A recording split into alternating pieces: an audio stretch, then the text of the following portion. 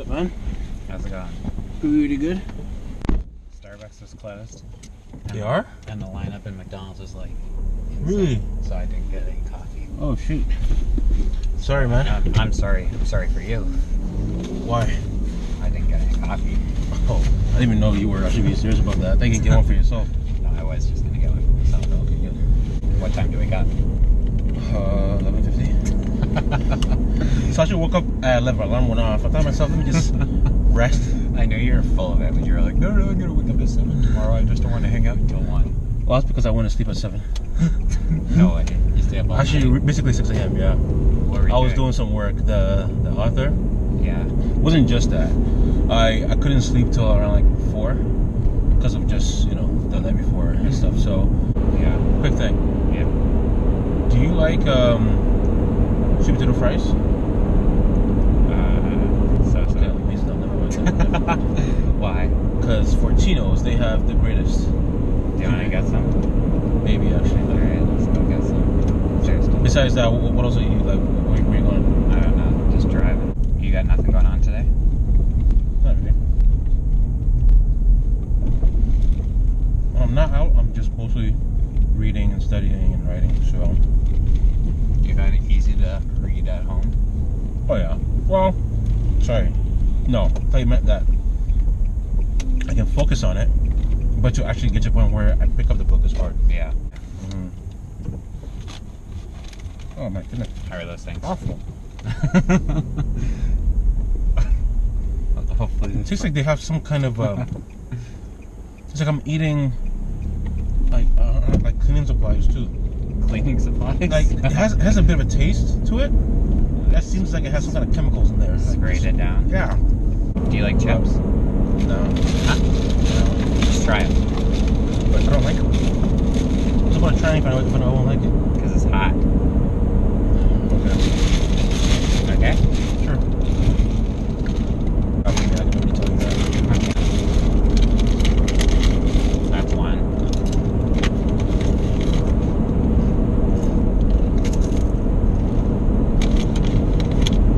Because I know you're just going to try to prove to me that it's not No. hot, so you're never, you won't actually tell the truth that it actually is I promise hot. you, I would tell you. I'll admit that it's still more than I thought it was. But it's not. Okay. I wouldn't say it's hot. Okay, gotcha. Yeah. That is. Well, it's enough that like my tongue. Like it's. So I don't think I've talked to you since Paul Washer came. Oh, yeah. Did you chat with him after? It's kind of surreal. He came to me, he's like, "You're that guy." It's like, "Yeah, you're that guy on Twitter." He said, "Matt Pastor keeps retweeting all your stuff." And I'm like, I'm just trying to be, I don't know what to say. I'm like, oh, I'm just saying stupid stuff. Are you gonna be like, you're that guy? You're that guy who got all those. You just said it. I don't know why you're talking. I'm like, I'm not talking to you. I was stunned. I mean, I had talked to him before, right? I knew him, but I was surprised he actually recognized me. Yeah. You know? So he's like, yeah, I was asking Tim if you come to this church, and then he's like, then I'm like, oh yeah, I'm just trying to. So I'm like, oh, I'm just saying stupid stuff on Twitter or nothing. He's like, no, it's like you're saying good stuff. Like, keep it up. Like, and then he's like, yeah, I read your articles and I read your tweets and stuff. And then as he's leaving, he's like, I was keeping my eye on you. Eh? I was like, what? First of all, it scared me a little bit. But to the point where, like, I was shocked. I'm like, what? This is Paul Washer. You read my stuff? This is crazy. You know? And there's a part of me that thinks, maybe I'm wrong here. I hope it's not pride.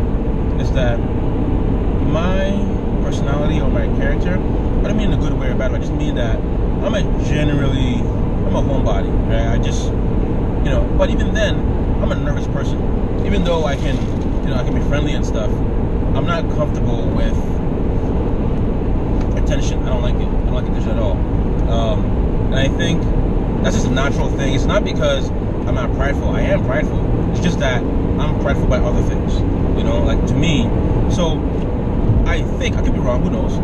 I think that even if people recognize me a lot, I'm not sure if I would change. But again, I don't know.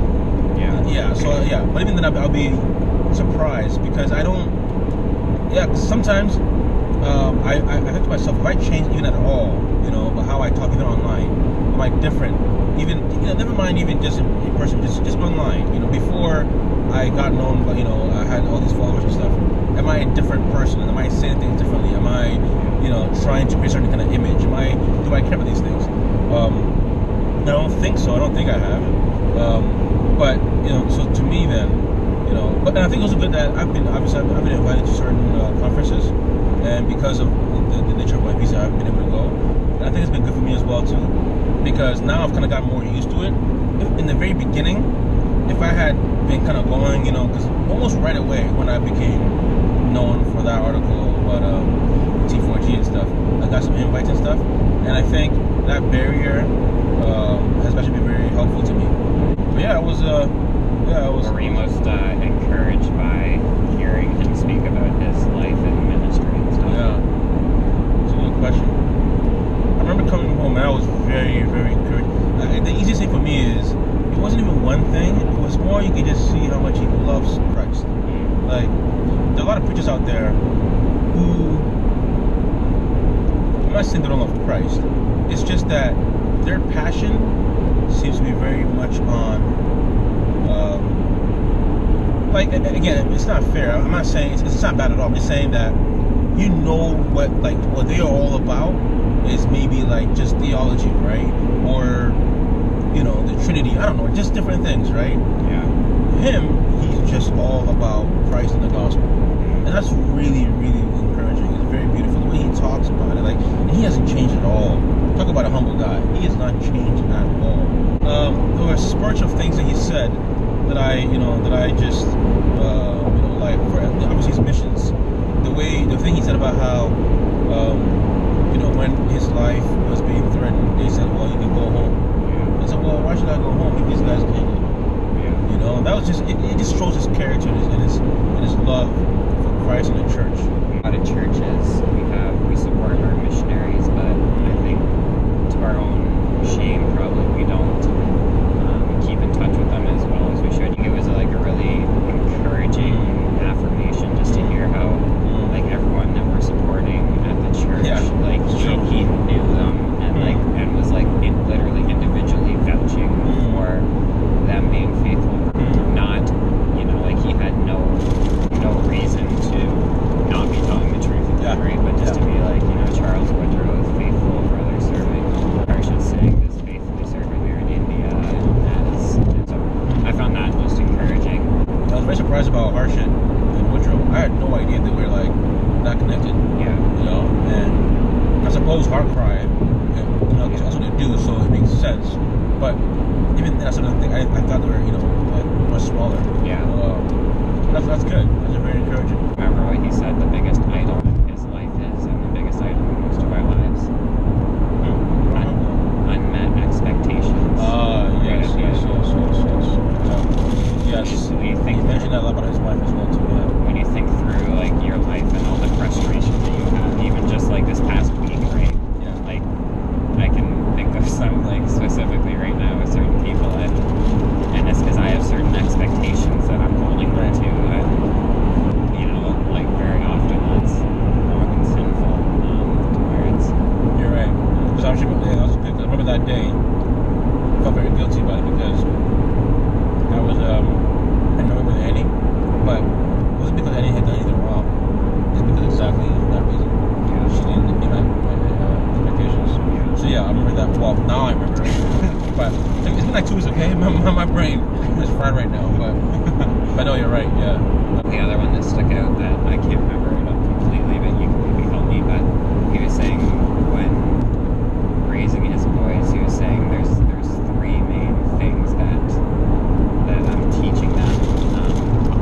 With our strength, we're helping those who are weak. Yeah. With our knowledge, we're helping those who are less. Who are who can't afford education. And with our resources, with our money, we're helping those who don't have them. That was probably one of the most beautiful things. What are we doing with our strength? What are we doing with our money?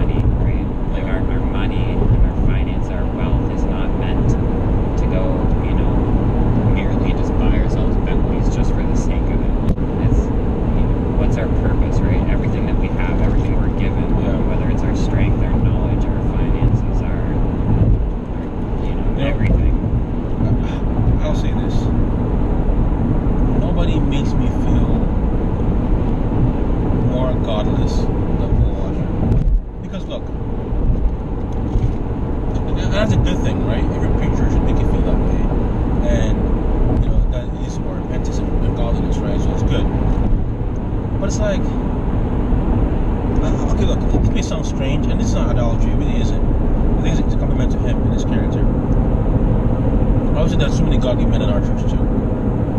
But Paul Washer, maybe it's because of what he meant to me when I was, younger or whatever, right? But when I see him, I honestly think about Christ. Like, I really do. I'm like, man, so Christ is something like that. But obviously, even greater, right? And to me, I'm like, huh. So when Paul the apostle says, "Follow me as I follow Christ," like it's like that. Now again, he's not the only godly man I know. There's so many godly men, right? You're a godly man, but no, I mean that, right? No, I'm just saying. I probably didn't say it probably. Like even you are, No, but what I mean is, like, his sincerity and his passion is obvious even when he's not speaking. Right? It's just incredible to me. And I think nobody has a better way of being full of zeal and yet being so tender than Paul Washer is. It's a remarkable thing to have. Because most people, Murray told me a long time ago, that I've never forgotten, he said, your biggest strength is usually your biggest weakness. Right? And I love John MacArthur, my favorite guy still. And to me, even though I love how frank he is, sometimes he's a bit too frank. You know what I mean?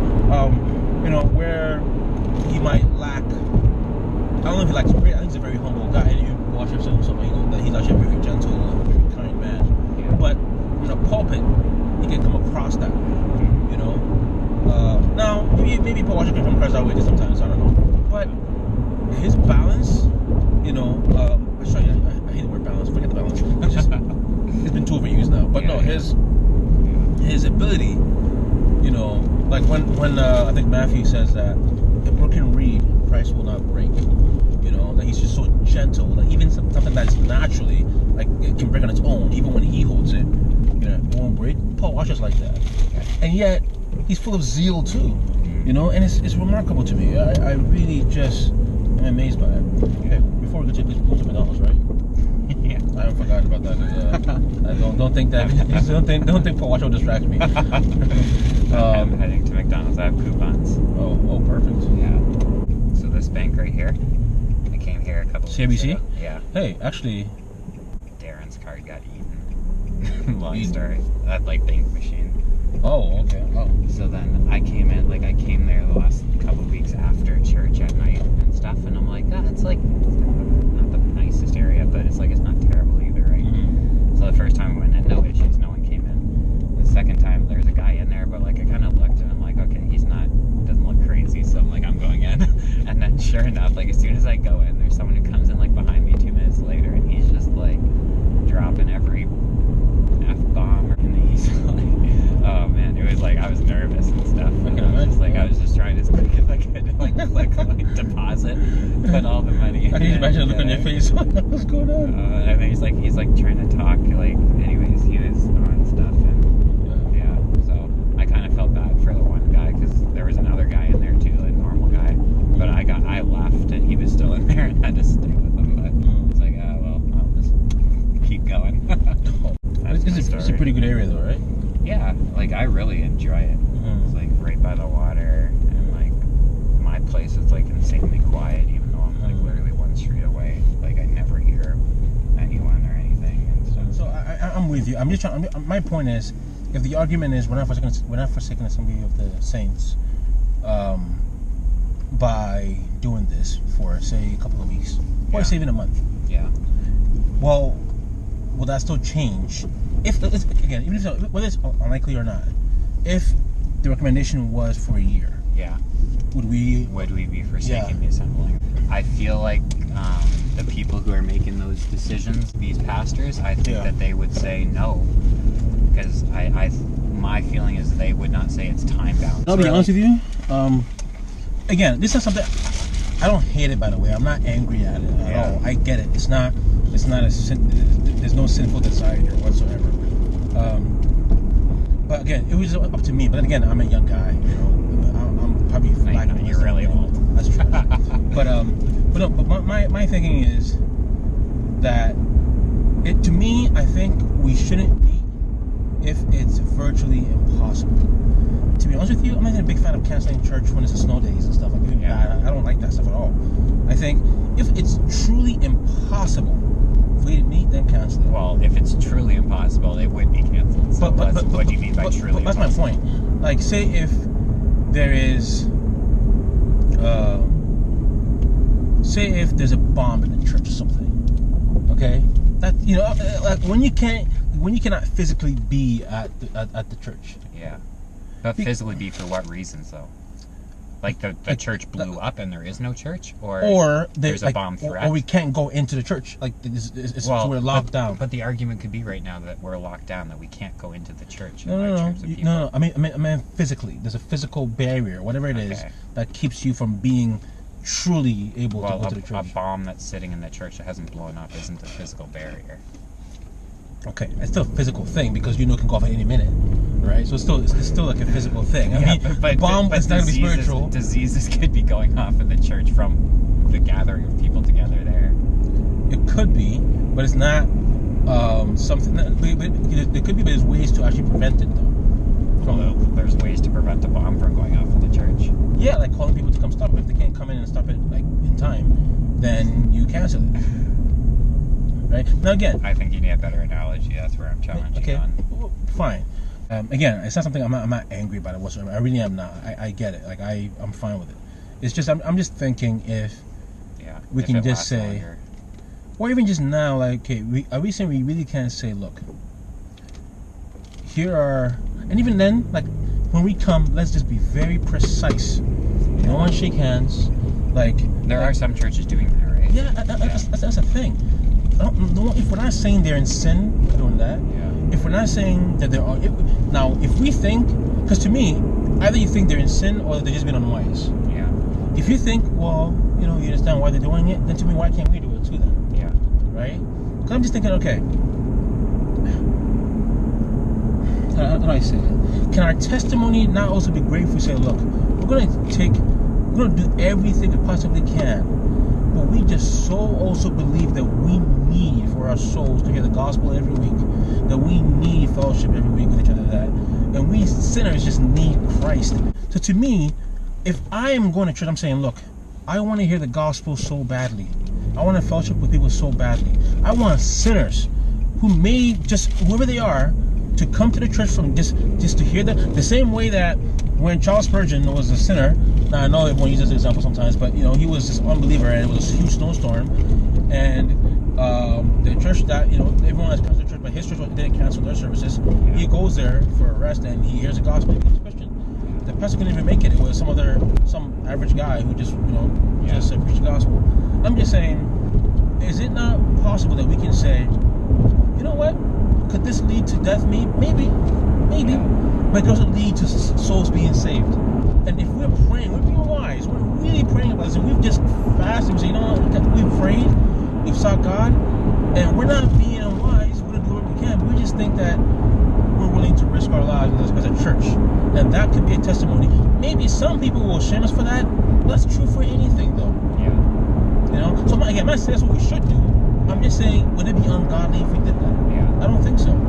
Yeah, I think you can have arguments both ways on it, right? Because, like, I agree with you completely of saying, if we're just, because I think partly one of the counter reasons of not meeting together is saying we're trying to respect and bear witness to our community and to our city, saying we want to follow what your recommendations are because we're not medical professionals, and also we don't want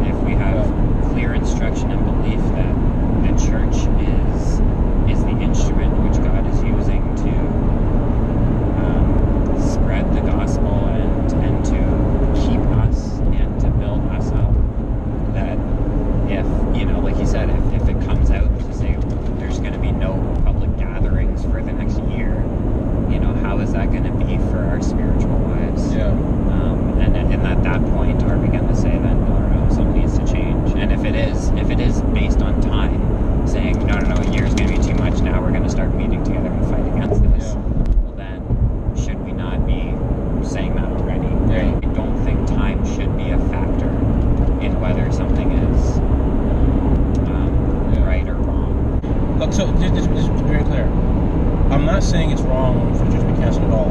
Like I'm not even saying I would even find it worth it to push. I might, but I don't even know if I would. Because to me, I get both sides.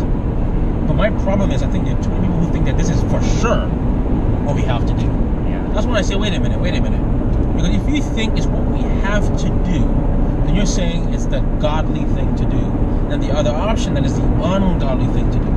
Which means in the churches today who are still operating, you're saying that they are doing the ungodly thing. Yeah. And then that's where the time factor comes in, right? So if it becomes 6 months, a year, then, well, what, is it less godly then?